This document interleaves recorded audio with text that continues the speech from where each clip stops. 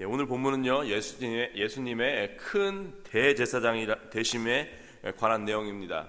히브리서 저자가 이 편지를 받는 그 당시 사람들과 또 오늘 이 말씀을 접하는 우리들에게 어떠한 한 가지 논증을 펼치고 있는데, 이 논증의 기본 요소는요, 어떠한 결론이 있고 그 결론에 다다르기 위해서 어떠한 증거를 제시하고 그 증거들을 다 합쳐서 그렇기 때문에 또는 그러므로 이런 결론을 내려야 한다라고 이렇게 말씀을 하고 있습니다. 이제 이 히브리서라는 큰 틀에서 이 본문을 이해해야 하고요. 히브리서의 모든 이 논증은 그 결론은 예수 그리스도입니다. 그것도 오늘 본문도 마찬가지입니다. 오늘 본문의 결론은 4장 14절과 16절에 나와 있는데요. 14절 보시면은 우리가 믿는 도리를 굳게 잡을지어다. 누구를 믿나요? 예수 그리스도를 믿죠. 근데 이 말씀이 예수님을 믿는 사람들에게 쓰여진 건데, 예수 믿는 사람들이 예수를 믿는 것이 당연한 것인데 왜 이렇게 얘기했을까? 이 담임 목사님께서 첫 번째 설교에서 말씀하셨던 것처럼 이 기독교 박해가 시작되고 또 이 크리스찬으로서 여러 가지 어려움이 닥쳐오고 그러니까 믿음을 떠나서 이 배교를 한 사람들이 생겼습니다. 막 가족과 친구들이 같이 함께 교회에 나오고 신앙생활을 하는 것처럼 보였는데 그 사람들이 그 중에서 떠나는 사람이 생기는 거예요. 그래서 그래도 믿음을 지키면서 그 교회에 남아있는 그 사람들에게 위로와 도전을 해주기 위해서 우리가 믿는 도리를 굳게 잡을지어다. 이 헬라어를 번역을 하자면은 우리의 믿음의 고백을 이렇게 꽉 잡고 있으라. Let us hold fast, hold firmly to the confession of our faith. 믿음의 고백을 꽉 잡고 있으라라고 위로를 해주고 있습니다. 두 번째 결론은 16절에 나와 있어요. 은혜의 보좌 앞에 담대히 나아갈 것입니다. 하나님의 임재 앞에 담대히 나아갈지라. 이 하나님께서 계시는 곳, 하나님의 임재가 있는 곳, 이 구약시대 때는 지성소라고 했죠. 그 지성소에는 아무나 못 들어갔습니다. 1년에 한 번씩 대제사장만이 모든 정결의식을 마치고 잠깐이라도 죄가 없는 그 모습으로 들어갔어야만 하나님께서 받아주셨고요. 만약에 실수가 있거나 죄가 있다면 바로 그 자리에서 죽어서 그래서 밧줄을 묶어놔서 혹시 죽으면 이렇게 끌어내려고 그렇게 두렵고 떨리는 그런 곳이었습니다. 근데 이 히브리서 저자가 예수를 믿는 우리 모두에게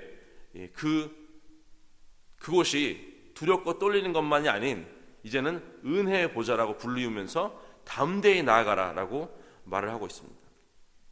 기독교인에 대한 박해가 있어서 막 사람들이 막 죽고 감옥에 가고 그 상황에서 또 그리고 예수님을 떠나서 배교하는 사람들이 생기는 가운데 그 믿음을 지키고 또 교회 안에 남아있는 그 사람들을 위해서 두 가지 결론을 내고 있습니다.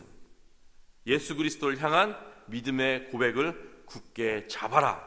두 번째는 주님의 은혜의 보좌 앞에 담대히 나아가라. 이 유대교 출신 크리스찬이 배교를 하면 어디로 가겠습니까? 다시 유대교로 돌아갑니다.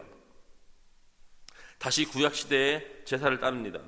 막 교회를 다니면서 같이 기도하고 찬양하다가도 마음이 돌아서서 성전으로 돌아가서 양을 가지고 와서 양을 죽여서 이 제사를 드립니다. 그 양을 죽임을 통해서 죄사함을 받으려고 합니다. 이 히브리서 저자는요, 오늘 4장 후반부와 5장 이제 전반부에 이 인간 제사장과 이 큰 대제사장이신 예수 그리스도가 어떻게 다른지 설명을 해주고 있습니다. 그 설명을 통해서 오늘 결론을 내립니다. 그 세 가지로 나눠봤습니다. 첫 번째는 예수님은 인간 제사장과는 달리 하늘에 승천하셨다. 예수님은 그동안 있었던 제사장들과는 달리 하늘에 오르신 예수님이십니다. 그동안 섬겼던 제사장들은 다 죽어서 땅에 묻혀 있습니다. 그냥 인간일 뿐이었습니다. 하나님을 물론 열심히 섬겼던 사람도 있고 또 그 중에는 또 죄를 지어서 하나님께 죽임을 당한 사람도 있었습니다. 다 모두 죽어서 썩어 없어져 버렸습니다. 하지만 우리의 영어로는 chief shepherd이라고 그러는데 큰 대제사장이신 예수님은 죽음을 이기시고 부활하셔서 하늘에 오르사 하나님의 우편에 앉아 계시는 하나님의 영원한 아들이십니다. 인간으로 섬겼던 제사장들과는 비교할 수 없는 그런 분입니다. 두 번째 다른 점은 시험은 당하셨지만 죄는 없으시다입니다. 예수님은 죄 없으신 하나님이십니다. 인간과는 비교할 수 없는 거룩한 분입니다. 하지만 또한 완벽한 인간의 몸으로 이 땅에 오셨기 때문에 사람이 겪을 수 있는 모든 시험을 겪으셨습니다. 그리고 그 시험을 다 이기셨습니다. 그렇기 때문에 우리가 겪고 있는 현재 이 시험들을 다 이해하시는 분이에요. 우리를 항상 인내와 긍휼의 눈으로 바라보십니다. 그냥 제사장들은요, 다 같은 인간이고 또 같이 시험도 당했고 또 죄도 지었습니다. 그들도 그들 자신을 위하여서 제물을 바쳐야 되는 그런 인간이기 때문에, 같은 입장이기 때문에 그들이 우리의 죄를 용서할 수 없습니다. 하지만 예수님은 시험은 당하셨지만 죄를 지으시지 않은 거룩한 하나님이시기 때문에 우리를 용서하실 수 있습니다. 세 번째는요, 하나님께서 칭하셨다입니다. 이 말씀이 사실은 2000년 후에 오늘 우리에게는 별로 공감이 되지 않는 내용이죠. 제사장이라는 것들을 우리가 접해본 적도 없기 때문에 잘 이해가 되지 않으신 분도 있을 수도 있습니다. 그리고 또 예수님을 믿는 훨씬 좋은데, 그렇죠? 그 막 메시하게 동물 죽여서 막 피 흘리고 이게 왜 좋은가? 그냥 와서 예수님께 기도드리기 얼마나 우아하고 깔끔하고 좋습니까? 근데 굳이 왜 그 좋은 예수님 믿는 믿음을 떠나서 다시 그 구약의 제사로 돌아가려 하는가? 이해가 솔직히 안 될 수도 있어요. 근데 생각해보면은 그 1500년이나 지속된 그 아론을 통해서 전달되었던, 전통이 되어버렸던 그 제사를 한 번에 깨부수는 것이 정말 어려웠을 것입니다.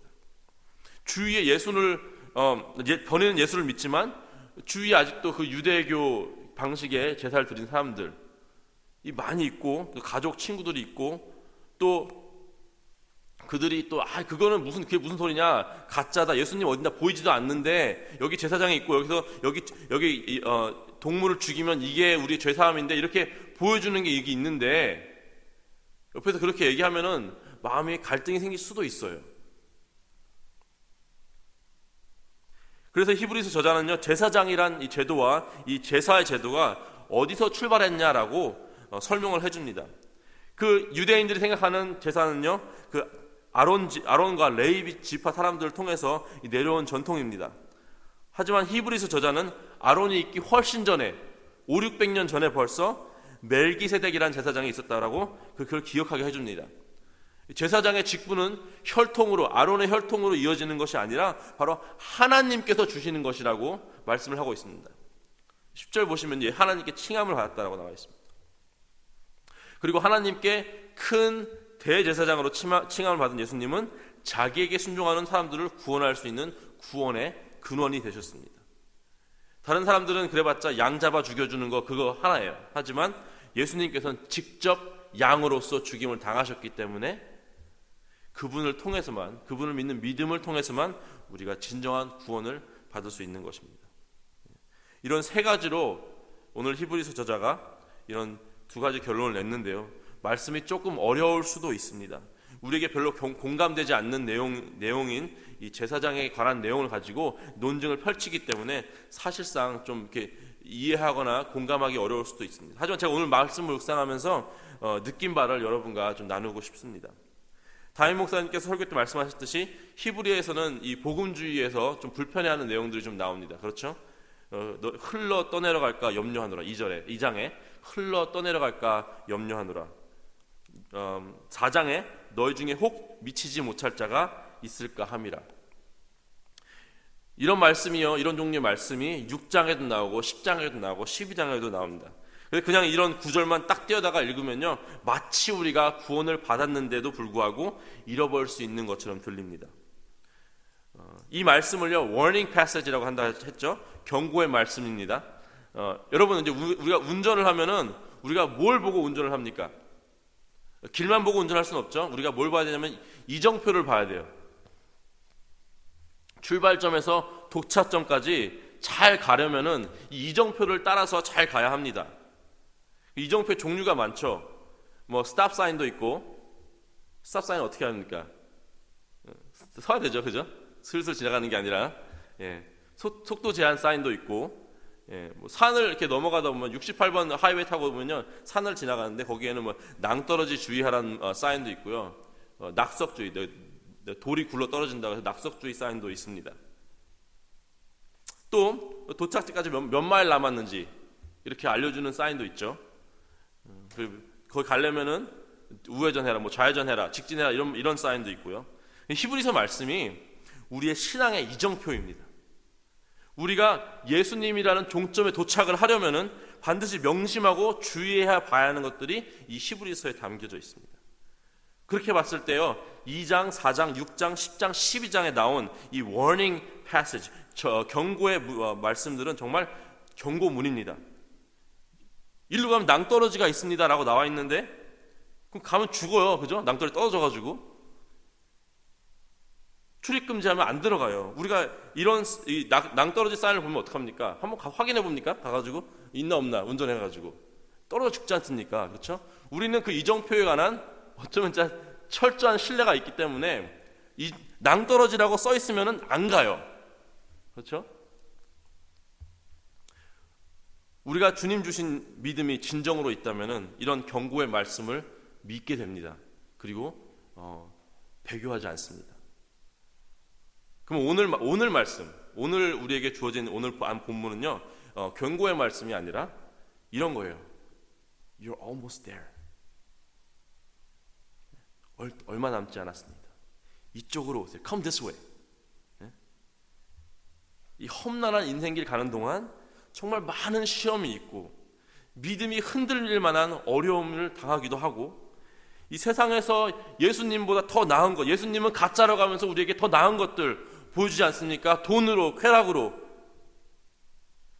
그 어두운 터널을 지나고 막 비바람을 뚫고 쫙 가다 보니까 저 멀리서 이정표가 하나가 딱 보이네요.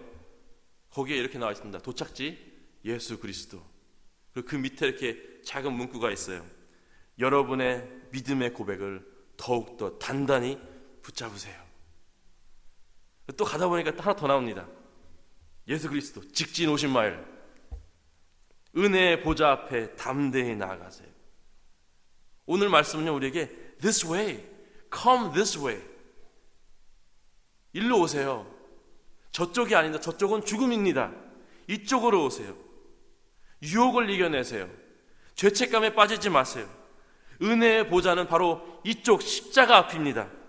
뒤로 돌아가지 마시고 계속해서 십자가 앞으로 나오세요 라고 히브리서 저자가 우리에게 외치는 것 같습니다. 사랑하는 성도 여러분, 이 험한 세상 살면서 예수님을 구세주와 주님으로 믿는 그 믿음의 고백이 더욱더 단단해지는, 그리고 단단히 붙잡으시기를 주님의 이름으로 축원합니다. 그리고 힘들 때마다, 또 시험을 당할 때마다, 때로는 죄에 빠질 때마다 오히려 더 주님의 은혜의 보좌 앞에 담대히 나오시기를 주님의 이름으로 축원합니다. 같이 기도하시겠습니다. 하나님 감사합니다. 이 세상 살면서 우리의 믿음이 연약해질 때가 너무나 많이 있습니다. 예수님을 믿는다고 하면서 예수님보다 더 좋아하고 더 때로는 신뢰하는 것들이 생기게 있습니다. 주님, 우리의 믿음이 고백에 더욱더 단단히 붙들기를 원합니다. 그리고 우리가 연약해지더라도 매일매일 주님의 은혜의 보좌 앞에 나아가 시험을 이길 새 힘을 받아서 살아가기 원합니다. 주님 도와주시옵소서. 이 모든 말씀 우리 주 예수 그리스도의 이름으로 기도했습니다. 아멘.